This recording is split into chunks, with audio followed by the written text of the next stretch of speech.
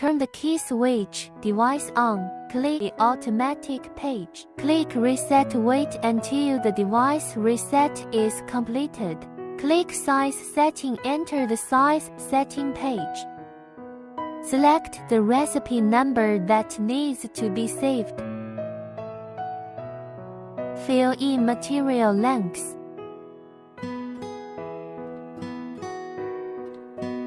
Fill in lengths and set quantity. And check to confirm the selection. Return to automatic page.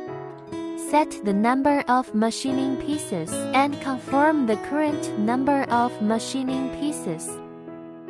Then start machine is working.